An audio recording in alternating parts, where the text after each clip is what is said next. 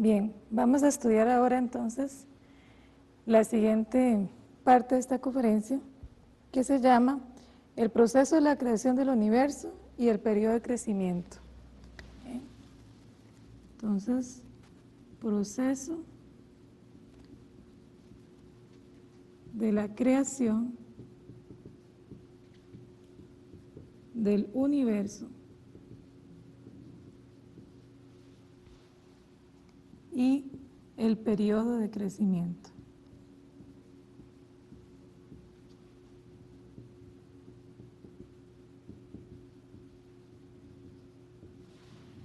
En la Biblia, en Génesis, específicamente Génesis 1:31, termina describiendo que todo fue creado en seis días. Y la gente hasta ahora lo ha entendido así. De hecho, si nosotros leemos al inicio, dice: en el principio creó Dios los cielos y la tierra estaba desordenada y vacía, y las tinieblas estaban sobre la faz del abismo, y el Espíritu de Dios se movía sobre la faz de las aguas. Y dijo Dios: sea la luz, y fue la luz. Y vio Dios que la luz era buena, y separó Dios la luz de las tinieblas, y llamó Dios a la luz día, y a las tinieblas llamó noche. Y fue la tarde y la mañana un día. Entonces, la Biblia habla de la creación del universo como si esta fuese hecha en 6 días. Pero, en 2 de Pedro, nosotros leemos, específicamente 2 de Pedro 3:8, donde dice que para Dios 1000 años pueden ser un día, o un día pueden ser 1000 años. ¿Qué quiere decir? Que estos 6 días que describe la Biblia son 6 periodos de tiempo. No se sabe cuánto tiempo, ¿verdad? Por eso ahí se especifica que para Dios un día pueden ser 1000 años y 1000 años un día. Un periodo de tiempo que nosotros desconocemos, solo Dios conoce. Y curiosamente, mucha gente podría decir que por casualidad, pero la edad de la Tierra geológica está dividida también en 6 eras geológicas. Cada una con su diferente desarrollo. Esta dice, ¿verdad? 6 días dice la Biblia, y la ciencia dice 6 eras geológicas. ¿Qué es lo que quiere decir esto? Bueno, que todo el proceso de la creación duró un tiempo. O sea, no se hizo de forma instantánea, duró un tiempo. Y que este tiempo en la Biblia está identificado como día, pero es un día simbólico, ¿verdad? Que pueden ser miles, millones de años, y que la ciencia bien ha venido descubriendo algunos de esos tiempos, algunos de esos periodos, que no se describe con exactitud, pero sí hay acercamientos, hay aproximaciones, y entonces se definen esas eras geológicas. Bien, pero aquí hay algo interesante que a mí me gusta mencionar en esta parte. En la Biblia dice que el primer día Dios creó, ¿verdad? Como lo leí aquí, la luz y las tinieblas. En el segundo, y dice así, y fue la tarde y la mañana un día. En el segundo día, Dios creó, dice la Biblia,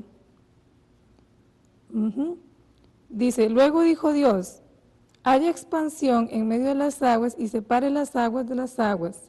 Entonces Dios creó la expansión y separó las aguas que estaban debajo de la expansión de las aguas que estaban sobre la expansión, y fue así. Y llamó Dios a la expansión cielos, y fue la tarde y la mañana el día segundo. O sea, aquí Dios está creando las aguas superiores, las aguas inferiores y el cielo. Bueno, ya sabemos que no es un cielo literal, más bien está hablando del firmamento. En el tercer día dice, Dios creó el mar, la tierra y las plantas, o sea, separó las aguas de la tierra. Y en el cuarto día Dios creó el sol, la luna y las estrellas. En el quinto día los peces y los pájaros, y en el sexto día los mamíferos y el ser humano. Pero ve qué interesante, aquí aparece como una pequeña contradicción, porque dice que en el primer día Dios creó, ¿verdad?, la luz y las tinieblas. Pero es hasta el cuarto día que Dios creó el sol, la luna, ¿verdad?, las estrellas. Científicamente hablando, esta relación o esta descripción es imposible. ¿Por qué?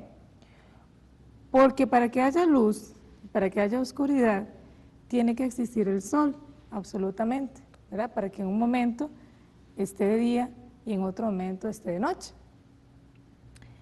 Entonces, las personas a veces cuestionan esta descripción bíblica de la creación. Pero hay un dato aquí científico que dice que hasta el final de la cuarta era geológica, empezando la cuarta era, la Tierra estuvo envuelta de gases, ¿verdad?, muy espesos. Y entonces uno podría suponer, vamos a ver aquí, vamos a hacer un dibujito, que aquí está la Tierra, ¿verdad?, y que hasta la cuarta era geológica estuvo, ¿verdad?, y al final de la tercera y principio de la cuarta, estuvo envuelta de una nube espesa de gases. Entonces aquí está el personaje al que Dios le dio la revelación sobre el proceso creativo, porque recuerden que esto hubo alguien que lo recibió, como Dios había creado. Pero Dios no le pudo detallar absolutamente todos los detalles que ocurrieron, ¿verdad?, ni todos los miles de años que duró el universo en crearse. Entonces esta persona, a pesar de que el sol ya estaba ahí, ¿verdad?, y la luna, bueno, vamos a imaginar que eso es una luna, y las estrellas ya estaban ahí, no fue hasta el tercer día, perdón, hasta el cuarto día, que esta persona pudo verlos, ¿verdad?, porque el cuarto día desaparecieron esas nubes de gases. Entonces ahí, como que hubo una pequeña equivocación en la descripción que él hace de la revelación que Dios le dio, ¿verdad?, precisamente porque él pudo ver lo que ya había sido creado desde el inicio hasta el cuarto día, porque fue precisamente en la cuarta era geológica donde desaparecen los gases alrededor de la Tierra. Eso se los digo porque nosotros habíamos explicado que el principio divino lo que hace es revelar o dar a conocer datos, conocimiento, que va uniendo o va acercando la ciencia a la religión.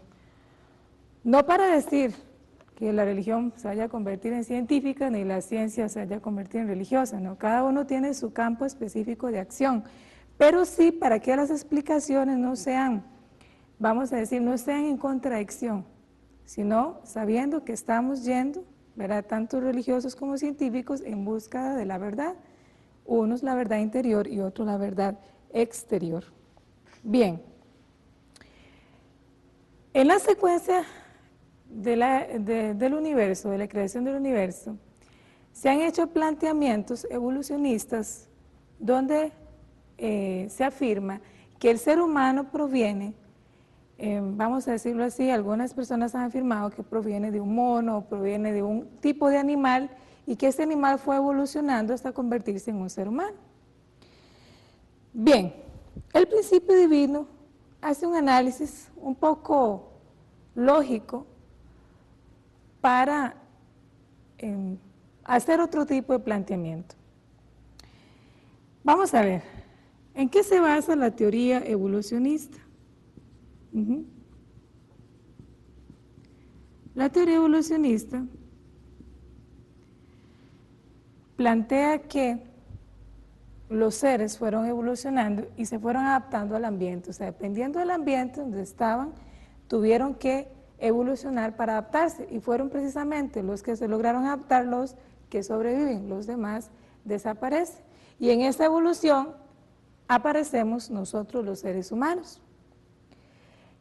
En la Biblia, o bueno, la teoría cristiana divina de la creación, menciona que fue Dios directamente quien creó al ser humano, ¿verdad? Dice que fue hecho de barro, lo mezcló ahí con agua, ¿verdad? Tierra y agua, barro, y después le sopló el Espíritu Divino, y así fue como el ser humano existió. Bien, vamos a analizar ambas cosas. Vamos a ver. O sea, la que es bíblica, ¿verdad? La que nosotros leemos en la Biblia, que dice cómo fue creado. Analicemos esto. Decir que un ser evolucionó y que llegamos a existir nosotros a partir de esa evolución, es lo mismo que decir, ¿verdad?, que el ser humano, con la necesidad de transportarse, aquí tenemos un árbol, y de este árbol, que evolucionó, ese árbol ya no pudo vivir en un ambiente para continuar siendo un árbol, sino que ha evolucionado y para adaptarse a las condiciones ambientales se convirtió en una rueda. Entonces aquí se convirtió en una rueda, pero esta rueda después se convirtieron, ya no pudo sobrevivir sola, entonces se convirtieron en dos ruedas juntas. Bueno, usted me va a disculpar ahí, que no soy muy buena para dibujar, ¿verdad? Pero algo así como un carretillo que era jalado por una cuerda, ¿verdad?, por la necesidad de transporte del ser humano. O sea, primero, como el ser humano necesitó una rueda, entonces este árbol tuvo que evolucionar para adaptarse a esa necesidad que tenía, para adaptarse al ambiente. Después, esto, ¿verdad?, se convirtieron ya no en dos ruedas, sino, vamos a ver cómo hacemos aquí. Vamos a copiar el dibujito mejor. Ok. Ya no eran dos ruedas, sino que eran 4 ruedas. Y les voy a pedir que se imaginen las dos del otro lado, ¿verdad? ¿Para qué? Para que pudieran ser jaladas acá, ¿verdad?, como un carretillo.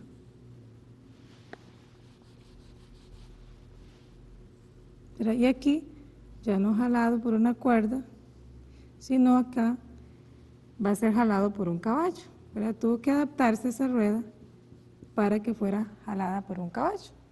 Y así fue evolucionando la rueda. Y después resulta y sucede que más adelante evoluciona, y entonces nosotros vamos a tener acá los automóviles que tenemos hoy en día, ¿verdad?, que son automóviles muy modernos, pero que tuvo que evolucionar para ser funcional. De ahí yo se los voy a quedar debiendo. Vamos a ver si puedo copiar el dibujito que está acá. Ahorita les digo por qué estoy haciendo esto, con qué intención, para ver, estudiar esa. Vamos a ver cómo lo dibujamos. Debe haber practicado antes en la casa, pero bueno. Vamos a pensar que esto es un automóvil moderno, ¿verdad?, esos que tenemos ahora. No está muy moderno. Vamos a poner aquí automóvil moderno, porque se lo pueden imaginar. ¿De acuerdo? O sea, el automóvil que usamos ahorita. Vamos a pensar que vino un extraterrestre a la Tierra a analizar cómo es que el ser humano vive acá. Entonces observa todo ese tipo de cosas. Primero encuentra una rueda, después algo parecido ahí a un carretillo, después un carretillo que era jalado por un caballo, hasta llegar, ¿verdad? Aquí pasaron muchos años hasta llegar al automóvil moderno que conocemos ahora. Y entonces dice, ah, qué interesante. Lo que hubo aquí fue una evolución, ¿verdad? Y crea la teoría evolucionista de las cosas. Pero ¿qué pasa aquí? Aquí se está olvidando, primero, el tiempo que duró, la inversión de fuerza, de inteligencia, de tecnología, que hizo el ser humano. O sea, eso no evolucionó por sí solo, sino que el ser humano le invirtió fuerza, trabajo, tecnología, inteligencia, para que llegase el automóvil moderno. Eso fue lo mismo que pasó con la explicación evolucionista de la creación. ¿Sí? Se estudiaron los seres en diferentes ambientes y se afirmó que los seres vivos evolucionan de acuerdo al ambiente para poderse adaptar y sobrevivir. Pero se ignoró el trabajo creativo de Dios, o sea, todo el tiempo que Dios le invirtió, la inteligencia, la planificación que Dios tuvo sobre ese proceso de crecimiento. Y entonces afirmar que hubo una ameba que se fue convirtiendo en un animal más evolucionado hasta que lleguemos nosotros, es lo mismo que afirmar que este carro, ¿verdad?, fue evolucionando a partir de un árbol, una rueda, ahí hasta llegar el automóvil moderno. ¿De acuerdo? O sea, detrás de todo proceso creativo hay una inversión, hay una planificación, hay un orden que se sigue, no nace simplemente por adaptación al ambiente. Ahora, la Biblia dice que el ser humano fue creado directamente por Dios y que fue Dios quien tomó barro, que tomó, ¿verdad?, y lo formó y le insufló el espíritu. ¿Cómo explicar esto? ¿Qué es el barro? Bueno, el barro, ¿verdad?, es tierra más agua, es una manera sencilla. Si nosotros estudiamos la estructura física del ser humano, el ser humano contiene todos los elementos químicos que hay en la naturaleza. O sea, nuestro cuerpo contiene los elementos químicos que hay en la naturaleza. Entonces, cuando la Biblia dice que Dios creó al ser humano el barro, en realidad está simbólicamente indicando que tomó los elementos de la creación, o sea, que creó al ser humano de los mismos elementos de la creación. Entonces, toda la creación tiene características semejantes, precisamente porque toda la creación viene de Dios. Nosotros ya estudiamos en un tema pasado que las características duales de Dios se fueron manifestadas en toda la creación. Entonces, decir que porque nosotros nos parecemos a todos los seres de la creación, afirmar que hemos evolucionado de ellos, en realidad es por desconocer que las características duales de Dios están en toda la creación y por ende se van a parecer a nosotros, porque nosotros somos la imagen de Dios. Bueno, eso es un poquito un razonamiento para ponerlos a pensar, no para concluir, porque el tiempo no nos da para sacar grandes conclusiones, pero sí por lo menos para que ustedes analicen que en realidad las contradicciones, entre ciencia y religión, más que una contradicción real, tiene que ver con personas, ¿verdad?, individuales, que niegan o aceptan la existencia de Dios y, por supuesto, la intervención de Dios en la creación. Bien. Vamos a ver entonces lo que es el periodo de crecimiento del universo. Nosotros ya vimos que la Biblia describe que hay periodos de crecimiento. Ajá. Y dice que son 6 días. Y habíamos mencionado que esos días, ¿verdad?, inician en la tarde, y si fue la tarde y la mañana de un día. Pero también dijimos que ese día es simbólico. Entonces, un día que empieza en la tarde y termina en la mañana es también un día simbólico. O sea, no es un día normal como el nuestro, ¿verdad? Que empieza en la mañana y acaba en la noche. Entonces, son periodos de tiempo. Pero entre la tarde y la mañana está la noche. El principio divino explica que la tarde, mencionada en la Biblia, en realidad es un periodo de formación. O sea, un periodo donde las cosas están apenas formándose. O sea, un periodo de formación. Y que la noche es un periodo de crecimiento. Y de hecho en la Biblia no se menciona la noche. ¿Por qué? Porque es un libro muy pequeño para describir ahí todo el proceso creativo. Y la mañana es un periodo de perfeccionamiento. ¿Para qué? Para que todo llegue a la perfección.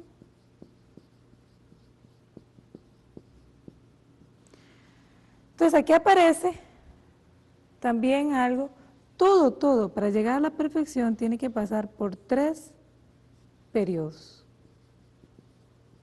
Nada crece y se desarrolla sin pasar por esos 3 periodos. A nivel físico, en el ser humano, tenemos la niñez, ¿verdad? La adolescencia y la adultez. El periodo ya cuando se indica la perfección, ya estamos hablando de los adultos mayores, donde ya se ha vivido una vida y ya se ha alcanzado la perfección. Pero el principio divino indica que todo crece, todo va creciendo naturalmente, ¿verdad? Por la fuerza del principio. Ya Dios creó la fuerza del principio y todo crece a través de eso. Pero también indica que existe una sola cosa que no crece a través de la fuerza del principio nada más. Todo, los árboles, las plantas, el cuerpo del ser humano, todo crece, se desarrolla, se alcanza la perfección a través de la fuerza del principio. Y que esos 3 periodos cuentan para todo. Entonces, todo se desarrolla hasta alcanzar la perfección. Pero solo el espíritu del ser humano no crece y se desarrolla únicamente por la fuerza del principio. Entonces aquí estaban creciendo Adán y Eva. Pero Adán y Eva estaban creciendo como resultado de 2 cosas. Primero, la fuerza del principio, que Dios creó, como ya vimos, ¿verdad? En todo la creación, ahí está, inherente. Esa fuerza del principio empuja a todo a crecer. Pero el espíritu del ser humano no. El espíritu del ser humano crece a través de la fuerza del principio más el mandamiento. Ahora ustedes me van a decir, ¿y eso con qué se come? Esto es bíblico incluso. Dios le dice a Adán y Eva, les advierte, no coman del fruto del bien y el mal. Dios les advierte a Adán y Eva. ¿Por qué Dios da la advertencia? Porque Dios sabía que dentro del periodo de crecimiento existen 2 maneras de relacionarse con Él. Primero, está la fase del dominio indirecto.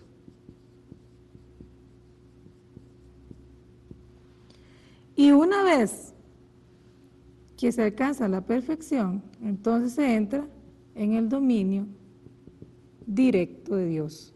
¿Qué quiere decir esto? Durante todo el proceso de crecimiento, antes de llegar a la perfección, Dios domina al ser humano a través de la fuerza del principio. Entonces no tiene dominio directo sobre la conciencia, sobre la mente, sobre las emociones del ser humano. Sobre el espíritu del ser humano Dios no tiene dominio directo, sino que es un dominio indirecto. ¿A través de qué? A través de la fuerza del principio. Entonces, si el ser humano va creciendo y tiene buenos resultados, es decir, resultados acordes al principio, entonces Dios le puede dominar. Pero si no, Dios no le puede dominar y le tiene que dejar. Entonces, eso tiene que ver con el dominio indirecto. Pero cuando ya se llega a la perfección, el dominio directo de Dios es absoluto. O sea, el ser humano ya acá es uno con Dios. Y el dominio acá es a través del amor. O sea, un dominio directo a través del amor, porque el amor habita ya dentro del ser humano.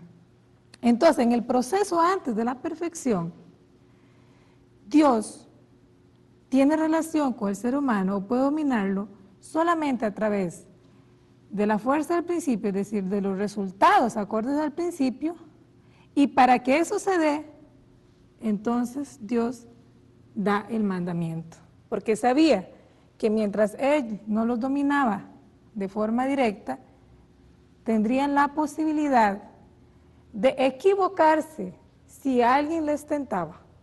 Dios tenía ese conocimiento. Por supuesto, aparece el ser que tienta a Adán y Eva, entonces Dios da el mandamiento. Es la única manera en que ellos podían mantenerse creciendo hacia la perfección.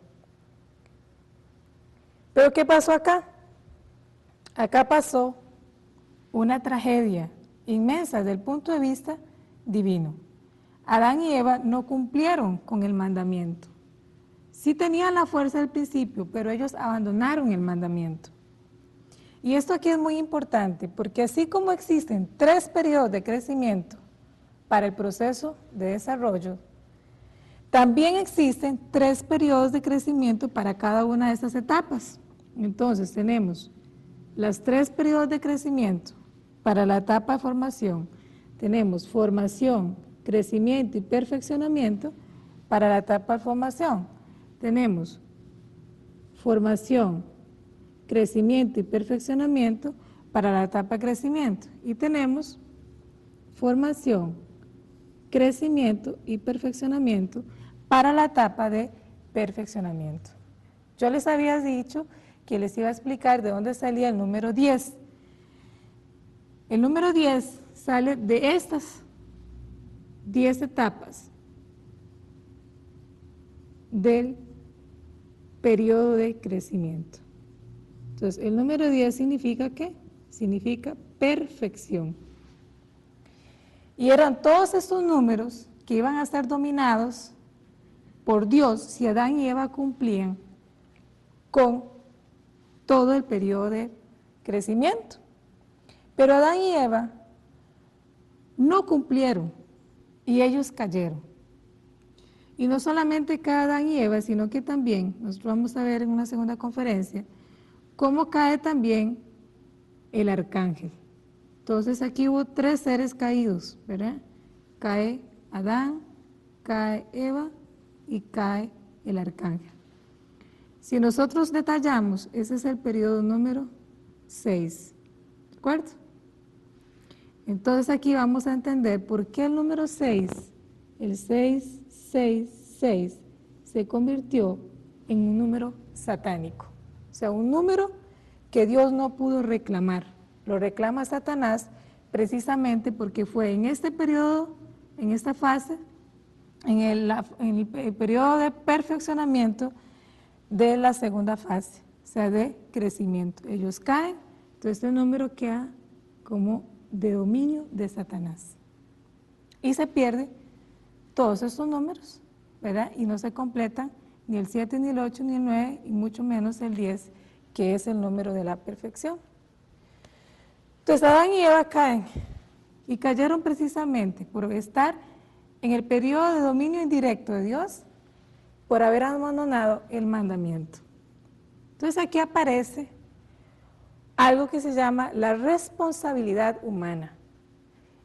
Vamos a ver cómo la voluntad de Dios, que había sido ideada por Él, o sea, Dios tenía su voluntad, la voluntad de Dios solo se da por el cumplimiento, ¿verdad? El cumplimiento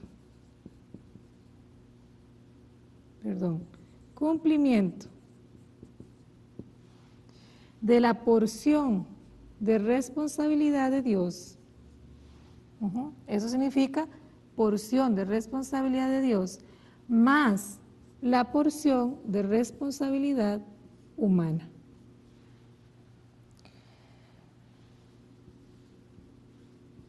Para dar una indicación de cómo es esta responsabilidad, el principio divino dice que Dios tiene un 95% de la responsabilidad total y el ser humano solo le resta cumplir un 5% de responsabilidad. ¿Por qué decimos que Dios tiene el 95%? Porque Dios creó todo, pero Dios nos dio absolutamente todo, nos dio la creación como está, también nos dio el cuerpo físico para que nosotros pudiéramos crecer, nos dio el espíritu. Dios nos dotó de todo lo necesario para poder perfeccionarnos. ¿Y el ser humano qué es lo que tiene que hacer? Tiene que cumplir con el crecimiento, ¿verdad? Pasar por todas esas etapas hasta alcanzar la perfección. Y para eso, considerando y comparando con todo lo que Dios hizo, podemos decir que es nada más un 5%. Pero acá, para que el ser humano pueda cumplir esa porción de responsabilidad, así como Dios hizo un 100% de esfuerzo, el ser humano también tiene que hacer el 100% de esfuerzo. O sea, no se puede decir que estamos intentando cumplir con la voluntad de Dios, no. La voluntad de Dios se cumple o no se cumple, no hay un intento. O sea, se cumple en un 100%. Cuando a mí me hablaron que no todo lo que ocurre es la voluntad de Dios, sino que muchas de las cosas que ocurren en nuestra vida y como parte del sufrimiento humano es consecuencia de que de la falta del ser humano de cumplir su porción de responsabilidad. Yo realmente me sentí muy bien cuando me explicaron por primera vez esta parte del principio divino. ¿Por qué? Porque yo entendí que todo el sufrimiento, o sea, que los niños, las mujeres, que haya tanta injusticia social, que hombres sean agredidos, o sea, todo ese sufrimiento, las guerras, no eran la voluntad de Dios, porque los cristianos nos deleitamos, ¿verdad?, con mucho dolor para Dios en su corazón, decir que todo lo que pasa es voluntad de Dios. Y cuando a mí me dijeron, no, existe una porción de responsabilidad humana que no se cumplió y que la mayoría de veces no se ha cumplido, y entonces esa es la causa del sufrimiento humano, no de que sea la voluntad de Dios. Hay muchas personas, por supuesto, que sufriendo mucho le dicen a uno, ¿cómo puede ser que Dios permita que tal y tal cosa pase? No es que Dios es todopoderoso y que Él podría cambiar las cosas, porque es que permitió, ¿verdad?, que un chiquito muriera, falleciera producto de la irresponsabilidad de alguien que no venía alcoholizado. Eso no es producto de la voluntad de Dios, no es resultado de la voluntad de Dios, eso es resultado de la irresponsabilidad humana. Entonces, queda claro, para que la voluntad de Dios se cumpla, tiene que haber el cumplimiento de la porción de responsabilidad de Dios y la porción de responsabilidad humana. Hay ejemplos bíblicos, pruebas bíblicas que hablan de la responsabilidad humana. Uno de esos, pues, es Génesis 2:17, cuando Dios le dice a Adán y Eva, no coma del fruto, y el día que comieres, ciertamente morirás. ¿Qué le está diciendo a él? Le está pidiendo una responsabilidad. Le está diciendo, si ustedes hacen eso, tienen un resultado. Si hacen lo otro, tienen otro resultado. ¿Ok? Vamos a ver también, si ustedes quieren lo revisan después, no lo voy a leer literalmente, pero en Éxodo 3:8, Dios le dice, o le promete a Moisés, que Él va a llevar a su pueblo a Canaán. Esa es la promesa que Dios le hace a Moisés, le dice que Él es escogido para llevar a su pueblo a Canaán. Pero todos los que han visto las películas de Semana Santa se dan cuenta que Moisés no pudo entrar a Canaán, que Dios mismo se lo impide, y que Moisés le ruega a Dios y le dice, yo de verdad yo quiero entrar, y de muchas maneras trata de persuadir a Dios, y Dios le dice que no va a entrar. ¿Por qué Dios cambia de idea? ¿Será que Dios cambió de idea realmente? ¿Sé qué fue lo que pasó? Bueno, hay una falla de Moisés. Moisés falló en cumplir su porción de responsabilidad y llega un momento que se enoja contra Dios. Bueno, en realidad se enoja contra el pueblo. Su enojo es contra el pueblo, pero en realidad él pierde la paciencia y comete un acto contra la voluntad de Dios. Y solamente eso, ¿verdad? Ese detalle. ¿Pero por qué era tan importante? Porque Moisés era el líder. La falla de un líder tiene una gran influencia sobre la providencia y la restauración. No se puede dejar pasar. Entonces, aquí se ve otra vez que la porción de responsabilidad humana existe. Dios puede predecir algo para un ser humano, como lo hizo con Moisés, pero que la voluntad de Dios para ese ser humano se cumpla depende también de que el ser humano cumpla su parte. En Génesis 6:6, ese es un versículo bíblico, ¿verdad? Vamos a colocarlo acá. Génesis 6:6 dice que Dios vio que toda la tierra estaba llena de maldad y que se arrepintió de haber hecho al hombre en la tierra. Dios se arrepiente, dice la Biblia, y siente mucho dolor en su corazón. ¿Qué significa arrepentirse de hacer algo? Cuando uno se arrepiente de hacer algo como ser humano, es que esto le está produciendo un gran dolor, ¿sí? Entonces, de ese dolor nace ese arrepentimiento. Incluso hay padres que se arrepienten de haber tenido hijos. ¿Por qué? Porque su hijo tomó el camino de las drogas, el de la delincuencia. Y él piensa, si yo hubiera sabido que iba a ser así, mejor no lo tengo. ¿Ustedes creen que Dios, siendo que tiene un montón de hijos desviados, se ha arrepentido? Claro que sí. Pero ¿por qué dice que Dios se arrepintió? Precisamente porque Dios nunca se imaginó que su hijo y su hija iban a fallar en el cumplimiento de la porción de responsabilidad humana. Como ellos fallaron e hicieron de este mundo un desastre, entonces Dios se tiene que arrepentir y se arrepiente con muchísimo dolor en su corazón, a punto de querer, dice, quitar al ser humano de la faz de la tierra. Y ahí es donde Dios llama a Noé para hacer la providencia, la restauración a través del diluvio, que significaba separar a la humanidad de Satanás a través de las aguas. Entonces, queda claro que la porción de responsabilidad humana existe, queda clarísimo, y eso lo tenemos que tomar muy en cuenta para nuestras vidas.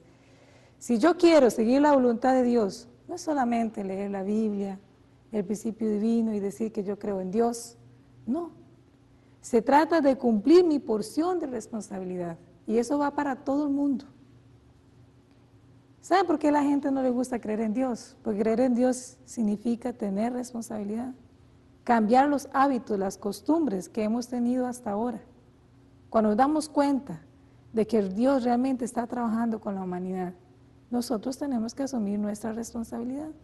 Es muy fácil escuchar el principio divino, porque es de verdad que es inspirador y le llena espiritualmente, pero qué difícil es asumir la porción de responsabilidad, es decir, después de darse cuenta de qué es lo que estamos haciendo bien, qué estamos haciendo mal, necesitamos cambiar, necesitamos asumir, necesitamos decir, hasta aquí quiero llegar, he sufrido, he hecho sufrir a los demás, a mi familia, y quiero hacer un cambio real en mi vida, y tomar ese proceso en serio, tomar responsabilidad por lo que hacemos en la vida. Bien, entonces queda claro por qué es que es necesario, ¿verdad? La porción de responsabilidad se tiene que dar a través de un tiempo, como todo. No podemos decir que vamos a asumir responsabilidad un día y al día siguiente cambiar. Ahí no se podría cumplir tampoco la voluntad de Dios. Bien, ahora vamos a estudiar, ahora sí, les había prometido antes, la última parte de esta conferencia. Esta conferencia, bueno, hoy no pusimos el título, pero esta conferencia se llama Principios de la Creación, cuarto. Entonces, ahora sí, vamos a estudiar el mundo substancial, invisible, y el mundo substancial, visible. O lo que es lo mismo, el mundo espiritual y el mundo físico. Vimos en la primera parte de la conferencia que todo ser creado está compuesto, ¿verdad?, de un carácter interno y una forma externa, es decir, de una parte que es invisible y una parte que es visible. Eso también aplica para el universo. Entonces, vamos a tener acá el mundo espiritual, que es invisible y que generalmente pensamos que ahí es donde está Dios, ¿verdad? Ya nosotros mismos vimos que Dios está tanto en la parte invisible como en la parte visible. Y tenemos al mundo físico.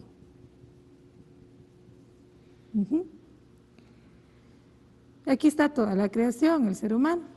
También vimos antes que las características duales de Dios, eran las características de masculinidad y feminidad, del carácter interno de Dios, ¿verdad? Estamos hablando del carácter interno de Dios, del universo, entraron en una relación de dar y recibir, y que esas relaciones provocaron las relaciones de dar y recibir en el mundo físico, ¿verdad? Masculinidad y feminidad en el mundo físico. Ahora, dijimos que estas relaciones de dar y recibir es lo que posibilita la acción, es decir, la energía que va a provocar la acción. Esta relación de dar y recibir en el mundo espiritual da como resultado o se basan en la relación del amor. El amor es una fuerza espiritual. Y las relaciones de dar y recibir de las características duales en el mundo físico van a darse a través de la energía. Entonces dijimos que todo en el universo físico, en el mundo físico, está compuesto por energía. En el mundo espiritual, todo está compuesto de amor. O sea, la energía del mundo físico, ¿verdad? La fuerza del mundo físico es la energía física, y la fuerza del mundo espiritual es la energía espiritual, que es el amor. Entonces, este es el carácter interno y esta es la forma externa. El mundo espiritual, en relación al mundo físico, está en la posición de causa. Causa del mundo físico, que es el efecto. El mundo espiritual, como dijimos, carácter interno es invisible, como la causa es invisible, y el mundo físico es visible, que es el efecto. También, el mundo espiritual y el mundo físico se relacionan en una relación de sujeto y objeto. El mundo físico es objeto, el mundo espiritual es sujeto. ¿Quién inició la acción? Recuerda que hemos dicho, sujeto es el que inicia la acción, Dios.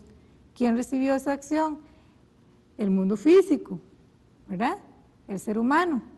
Y es el mundo físico que le va a responder a Dios, el ser humano le responde a Dios y le provoca alegría. Entonces, esta relación entre el mundo espiritual y el mundo físico es una relación de dar y recibir perfecta. donde todos los seres, tanto en el mundo espiritual como en el mundo físico, serían felices, cumpliendo el propósito de la creación, la relación perfecta de recibir. Entonces, el universo, ¿verdad?, que es que llamamos el cosmos es, ¿verdad?, el mundo espiritual y el mundo físico juntos. Es como un padre y una madre, por eso yo siempre digo es como un matrimonio.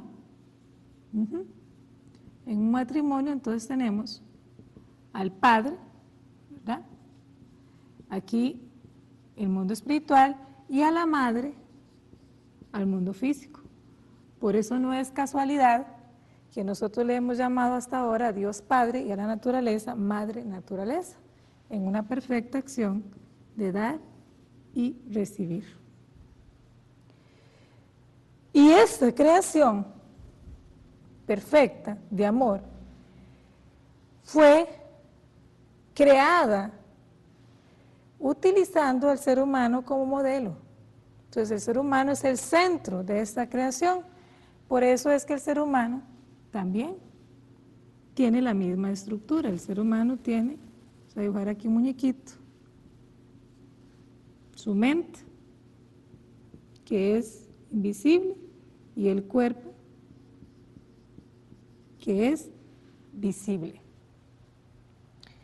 O sea, el ser humano entonces se convierte en el microcosmos, contiene todo, la estructura del ser humano es semejante a la estructura de todo el universo. Entonces ahora podemos entender por qué la Biblia dice que somos a imagen y semejanza de Dios. Y también vamos a decir acá que el matrimonio refleja también las características de Dios. Para que exista un matrimonio, tiene que haber una relación física, ¿sí? ¿A través de qué? De la energía, que se produce energía, una relación física. O sea, tiene que haber una relación sexual entre un hombre y una mujer para que haya un matrimonio. Pero también tiene que haber una relación espiritual. Y la relación espiritual basada en la fuerza del amor. Entonces, esta es la relación espiritual y esta es la relación física. Si nosotros analizamos un poco, nos damos cuenta que para que un matrimonio persista en el tiempo, tiene que haber las dos relaciones, si solamente existe una. Vamos a ver, digamos que la gente se atrae mutuamente físicamente y tiene relaciones sexuales. Eso por sí mismo, por sí solo, no va a hacer que el matrimonio permanezca en el tiempo. ¿Por qué?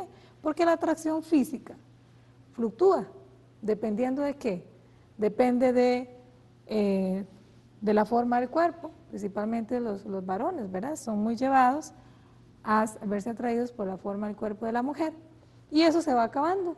En un momento la mujer queda embarazada, se le hacen llantas, celulitis, ¿verdad?, arrugas. Y si no hay una relación espiritual de amor, esa relación de pareja se corta. Igual, si la relación es únicamente espiritual y no hay una relación física que satisfaga físicamente a ambos, también se va a terminar. Entonces, tiene que haber una perfecta relación de dar y recibir entre estos dos tipos de relaciones, tanto del amor como de la relación física, para que ese matrimonio continúe. Así fuimos creados y de esa manera, obedeciendo a la estructura que Dios creó en el universo, nosotros podemos también analizar cuál es la estructura nuestra y corresponder a eso. ¿Para qué? Para lograr la felicidad que tanto el ser humano está buscando. Bueno, vamos a dejar esta parte por acá. Continuamos ahorita con la siguiente parte ya para finalizar la conferencia de los principios de la creación.